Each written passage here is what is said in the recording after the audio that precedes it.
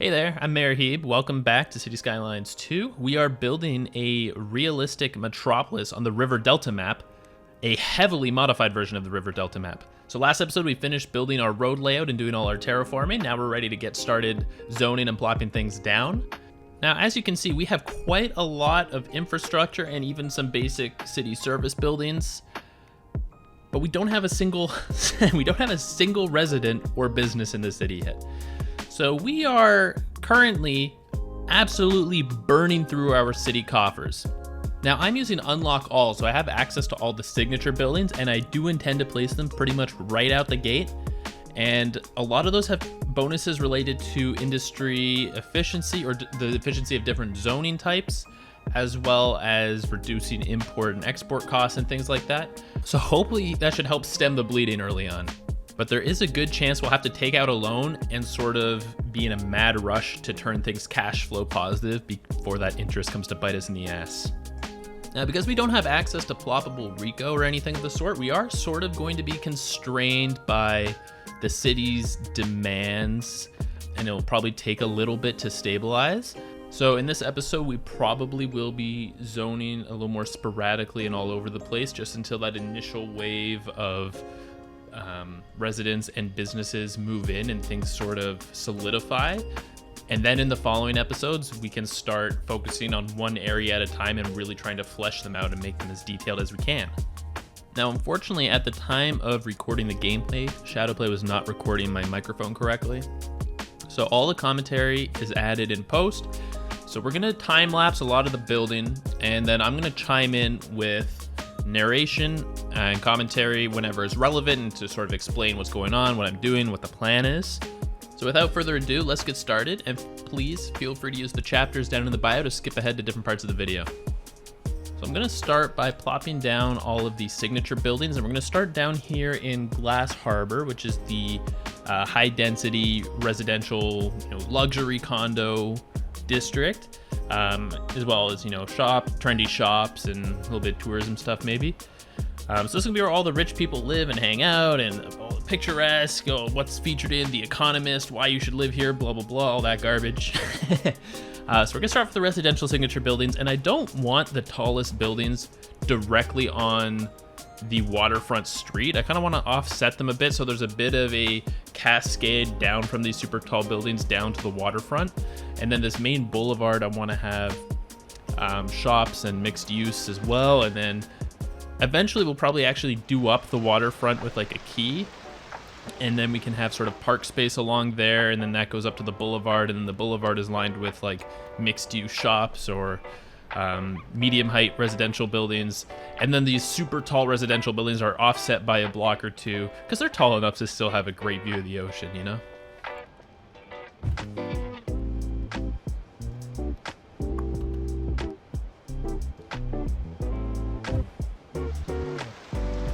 This might be the ugliest building I've ever seen.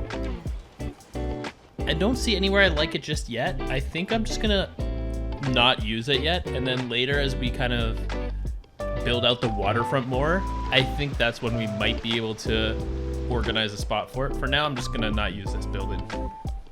This is a nice little medium to high density building. I think I'm gonna put this over in sort of the east end over here in this middle density area, maybe near this elementary school would be good.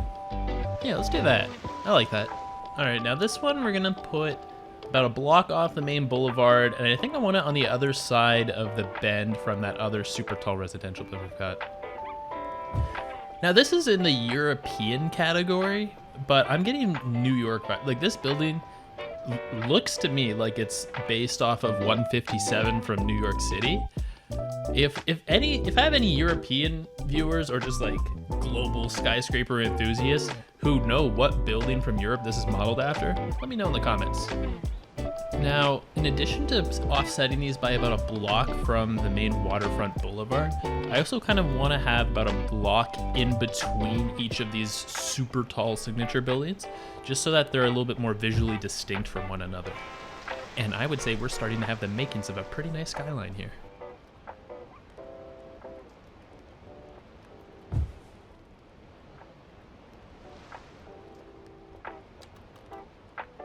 Okay, now this building is definitely from New York City. This is that, what is it called? Something Park Avenue, right? I know this one. It's ugly. This might be the ugliest building I've ever seen, but I gotta have it. I think this one, I'm actually gonna put in the business district rather than the residential district. I might change my mind later on that, but I feel like this would just sort of make sense there. God, that really sticks out like a sore thumb. The office buildings in City Skylines 2 are dummy tall. So I think this will blend in and work nicely in the business district skyline.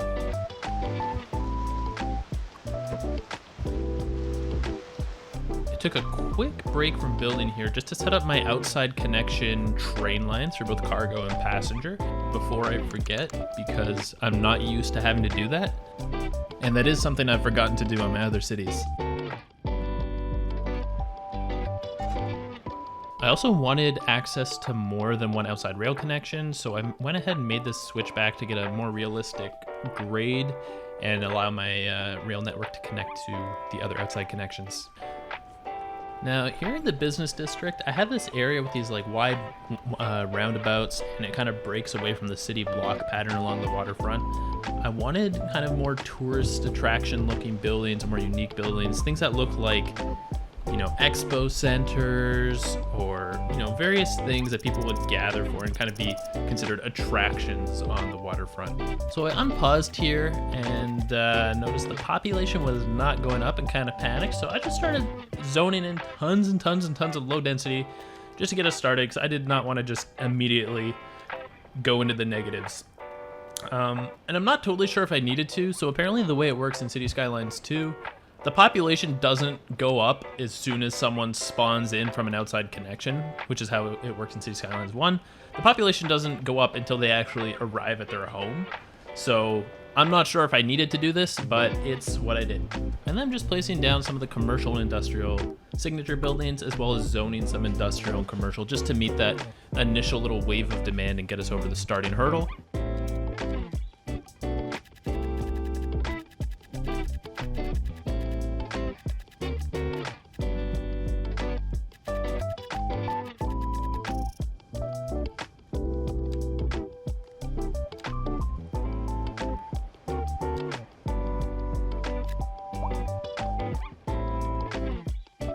And everything's starting to fill in real nicely. People are moving in.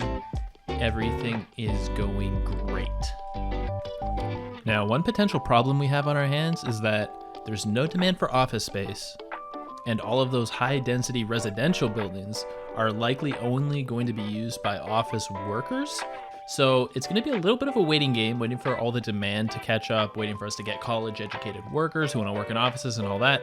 So hopefully that all catches up and we're able to zone in some high density this episode. So I'm starting to panic a bit about the money here, because another thing I realize is there's not really going to be any demand for people to move in if the service coverage sucks, and I can't afford service coverage because I'm losing so much money and don't have any residents. So I start to play around with the taxes and service budgets a bit, and ultimately just end up taking a big fat loan. So another problem I encountered is I was getting like no power generation, and I realized it's because there are no employees working at the solar farm. So I built parking there, I waited a little bit, still no one worked there, so then I ended up making a bus line out there, and now we've actually got power. And I think we have enough power that we're going to be exporting power and offsetting this hemorrhaging budget.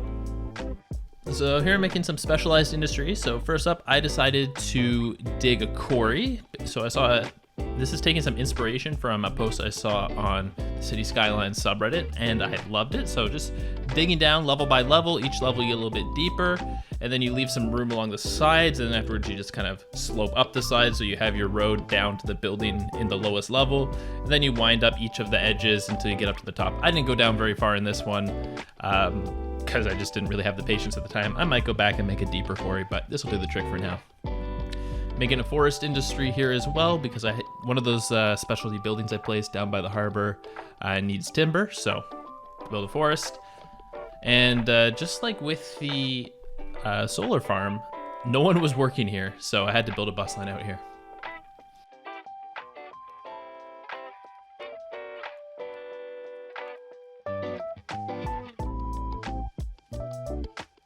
gonna speed through some zoning here. So I'm just zoning some industrial along the river in East End, as well as around the rail yard just across the boulevard from that East End neighborhood. Now, I didn't have room for the vanilla bus station in this Glass Harbor neighborhood, but I did want a transit hub right here, sort of in the bend along the waterfront. But luckily, the road tools in City Skylines 2 make it pretty easy to just do your own little custom bus loop.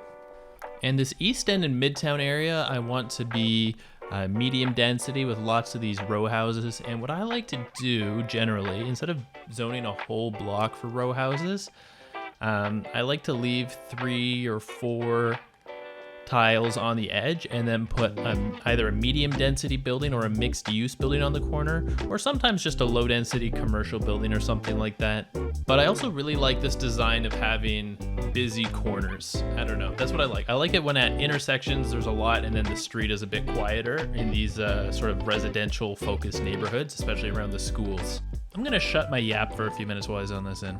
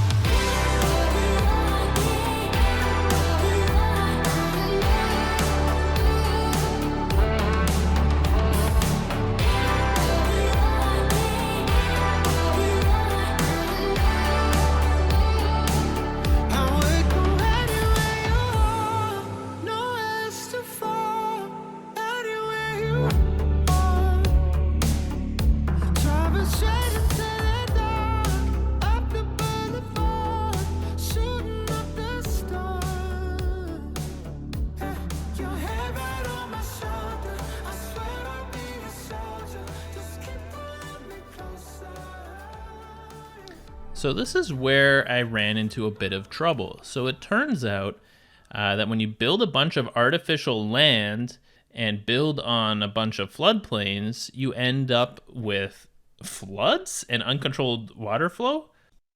And it's like, I don't know how I'm expected to know that. The scale of the damage is stunning. Thousands forced from their homes. But all the highways connecting the lower mainland and the rest of the country are shut down. But yeah, in all seriousness, this became a major problem that almost like derailed me making this series and continuing with this build, because the water flow in City Skylines 2 is very hard for me to understand. Like, it doesn't really make sense.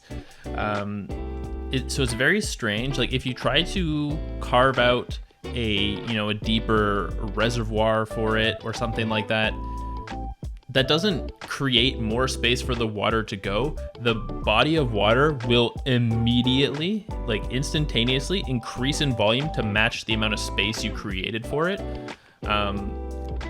So I'm not totally understanding how the game calculates water volume and water flow. And I kid you not, I think I spent like 4 hours experimenting with terraforming the river shores, changing the width of the river, trying to change the depth of certain parts of the river to better channel the water into the ocean. I created some dikes around the city, which, I probably should have done in the first place, and honestly makes sense to have.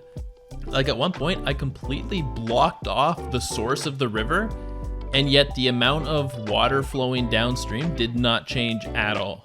So I tried experimenting, playing around with different choke points and changing widths and depths and adding alternate paths for water to go, and decided any changes I made, I'd have to give it some time to see how it plays out.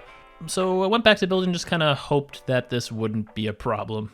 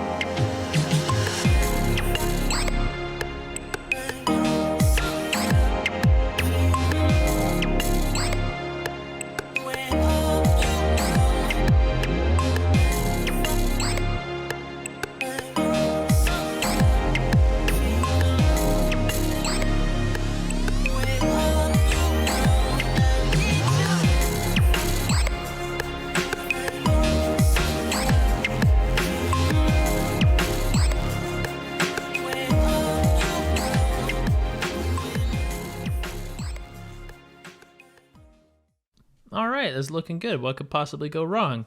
Oh yeah, the fucking water again. So it was at this point that I basically just dedicated like 4 or 5 hours of my life to just trying to overcome the the river. And I spent so much time experimenting with different terraforming options, and I was getting nowhere. Like, it would seem I would do something and it would seem like it helped, and then 5 minutes later I just have like so much more flooding because the water volumes and flow in this make no sense to me. Like, there's no taming the waters. It's impossible. The water just like wasn't using this like alternate path I gave it. I tried blocking the source, no luck. And like look at this waterfall. This is insane. This flooding is crazy. And ultimately, the only thing that I found to work was I just got rid of part of the river. I'm gonna show you a before and after shot here of the river. I don't even have all of the footage because I literally thought it was game over for me and I wouldn't be able to complete the game. So I literally just worked on it like 5 hours off camera trying to fix it. And I think I did. So it seemed like what the solution was, like I said, I got rid of that one arm of the river and I made the rest of the river shallower, and by stretching out the river, I think the water flow is dependent basically just on how much space you give to the water. Like I said earlier, like the deeper the land is under the water, the greater the volume of water will be. Like, it'll just fill up however much space you give to it. And you just need to update the entire body of the river if you want that type of control over the flow. You can't just like block the source or give the water more space, because that's not going to work. That's just going to cause more water to exist. So you make sure the slope of the river is not too steep, and you make sure it's not too wide and not too deep. That'll give you slower moving and lower volume of water.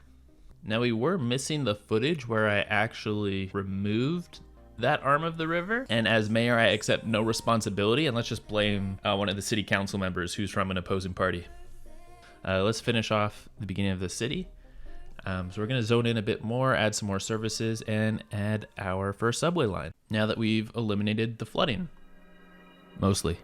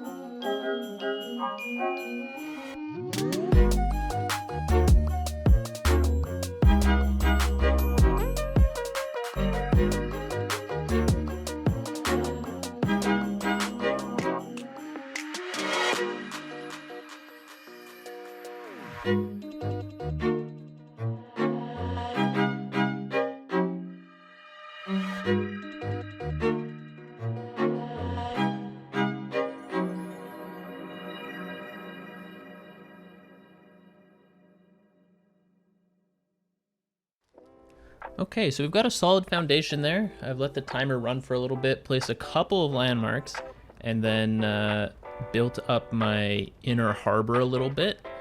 So yeah, let the timer run for a bit. The population's up to like 48,000. There's plenty of demand for basically everything. So I think it'll be pretty easy from here on out to sort of detail specific areas at a time as best we can. So it's gonna wrap up the building for this episode. And the next episode, I think we'll focus specifically on filling out Glass Harbor and maybe the park, Yelnats Park. Had some struggles with water that we seem to have under control now. A lot of terraforming. And yeah, didn't have all the footage for the river diversion because I literally spent so many hours experimenting with it, and at that point I was actually convinced that I wasn't going to continue this. But I like the way it's looking, especially now that all those trees have grown in. I'd say the city's thriving, and I can't wait to get started building more.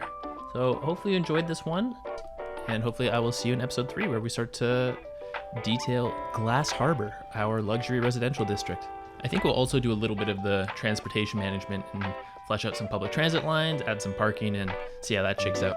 So yeah, let me know what you thought down in the comments. Subscribe if you want to keep up with the series. And I think that's all for today. This is Mayor Heeb signing off. Have a good one.